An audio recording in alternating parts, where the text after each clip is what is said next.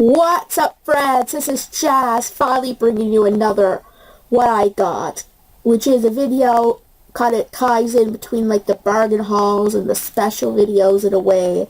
It was a while since I did that because it was shortly, like, my birthday was coming up shortly after the last one in August, and I didn't get enough in September that I wasn't adding towards my birthday, so this will count kind of from that September, with the November, after my birthday to November, in a way. Also, that's also, some of the stuff is bonus birthday stuff, and I just decided to include this in this video, just for sake. Now, I don't have so many physical things as I do digital games, so I'm going to start with the heaviest to hold, and my aunt got this for me. It's supposed to be one of those stuffed animals that you put in the microwave to heat, like a heat bag, but he's also a very cute stuffy.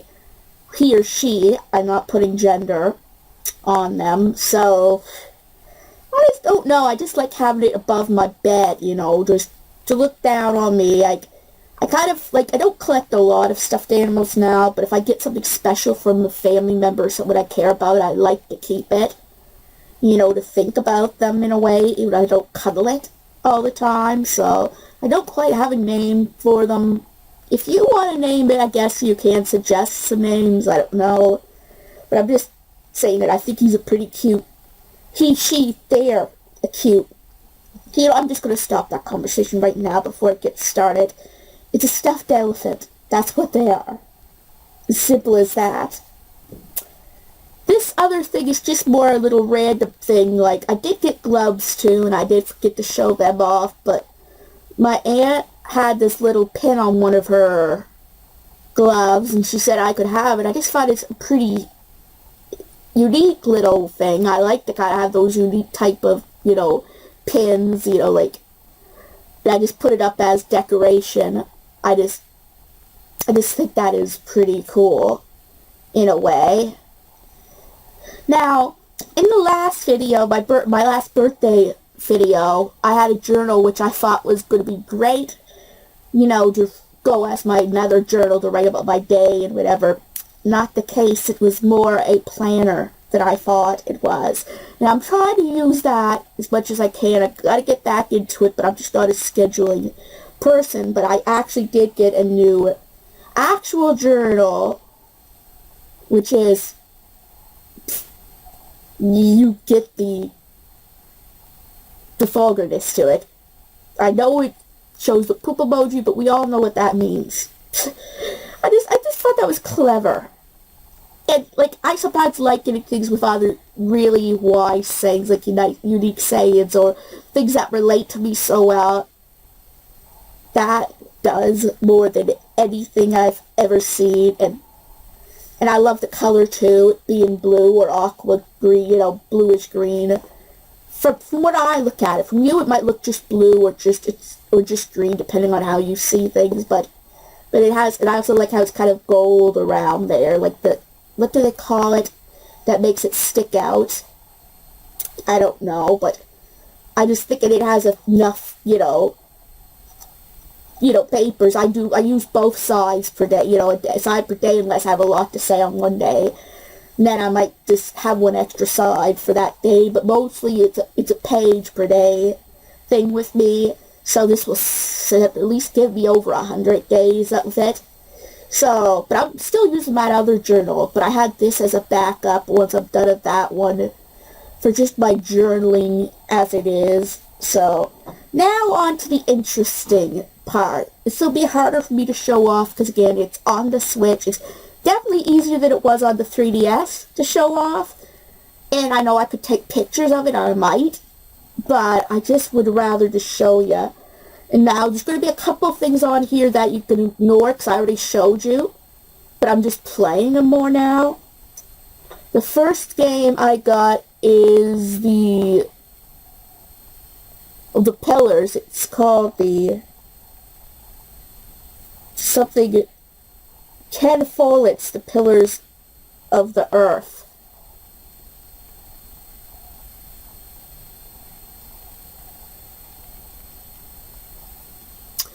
as I said, ignore the eat it finch and the ooblets because I used that. We have seeds of resilience, I think. Seeds. Yes, I was right. Seeds of resilience.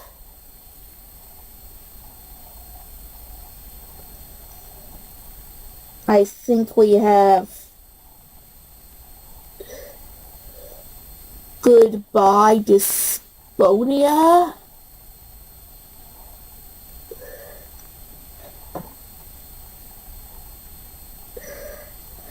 Chaos of dysphonia. And then just dysphonia. I think they're like a trilogy. Oh no, a quadrilogy. Dysphonia Doomsday.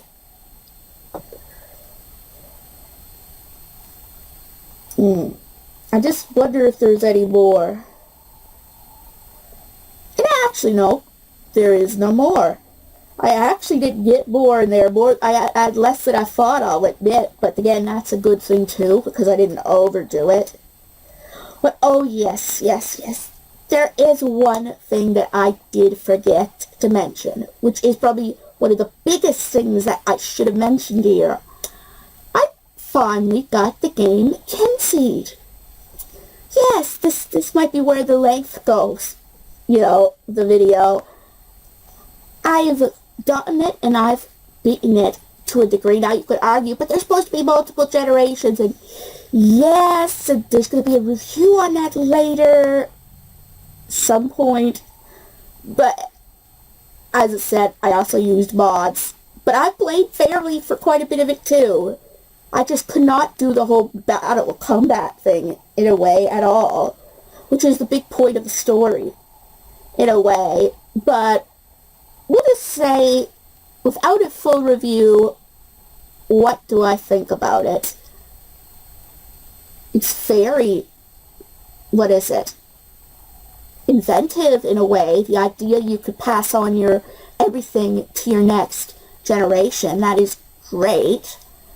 They make it so that you're literally not playing like 50 years. Like they make a contract for 50 years that each time you buy like an item from the god, you know, the main god, Fair Feather, whatever he is, he'll have a tax on each of the items he's selling each year, and those will add up.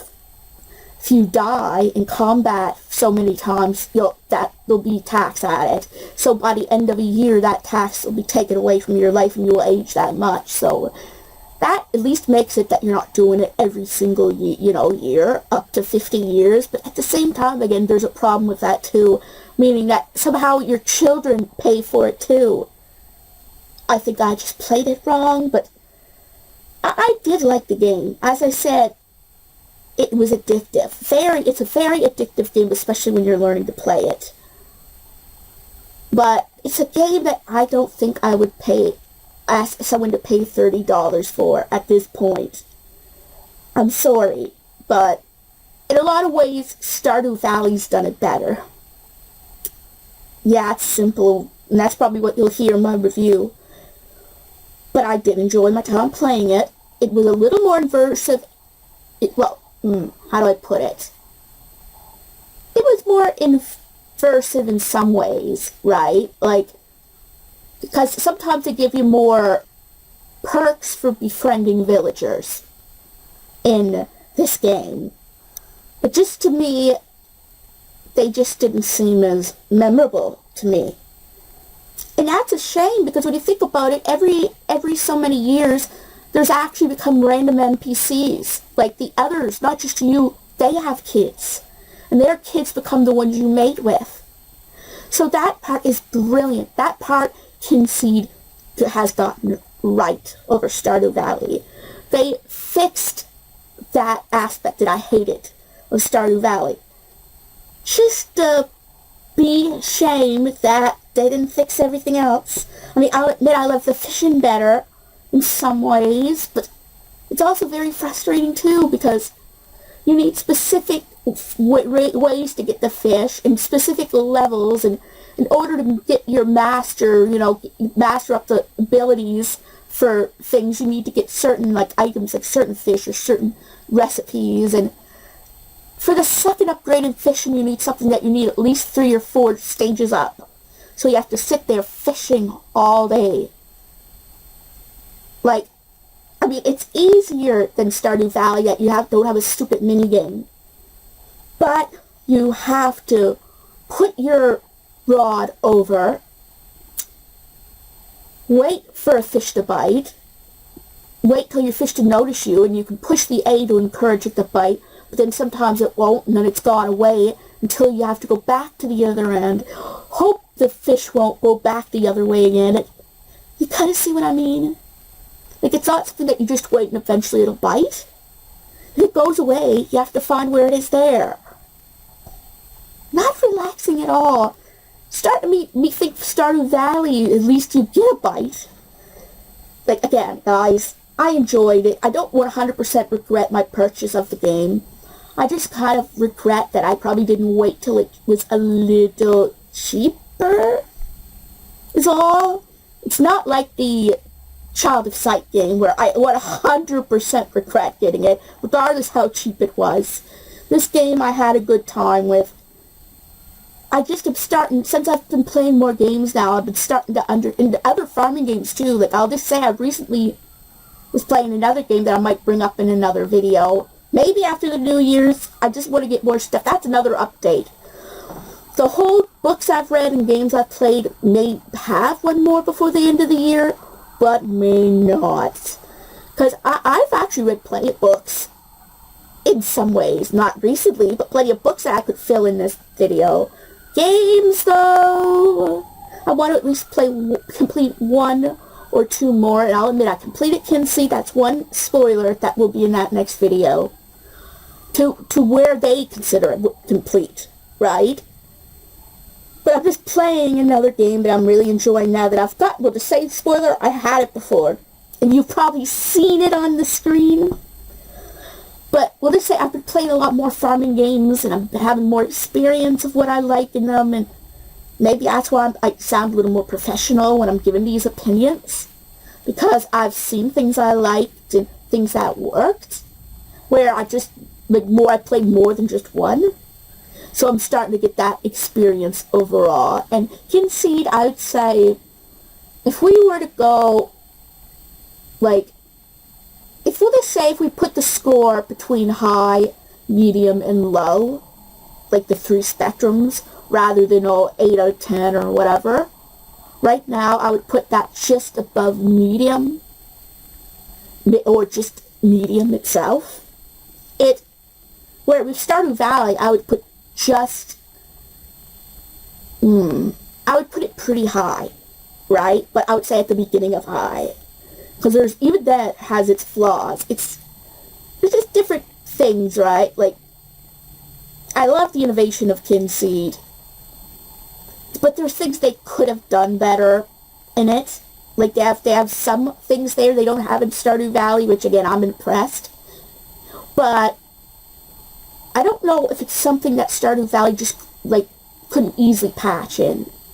Not the Generations feature, no. My gosh, no. That is Kinseed's, all Kinseed's, at least at this point. But, like, the stores, running stores, like, no, you know what? I suppose that's all Kinseed, too. Between that and Stardew Valley, I mean, there's other games that do this thing, too. And sometimes better, maybe. I don't know. But between Stardew Valley and Kinseed, those 2 features are probably exclusively can only be in Kinseed, because there's main players in Stardew Valley that own the stores. Now, I'm not saying some of the characters aren't main players, right? But they're a little more throwaway. Just to be. That's one thing Stardew Valley, I think, got extremely right, were the characters. Right? There's no replacing those characters. Where, and literally, in this game, they die off eventually. Either peacefully or morbidly.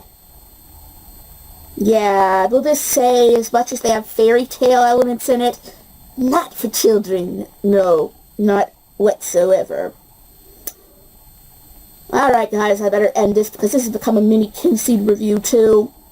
Unintentional, completely unintentional. But, again, you'll probably get a more in-depth review later.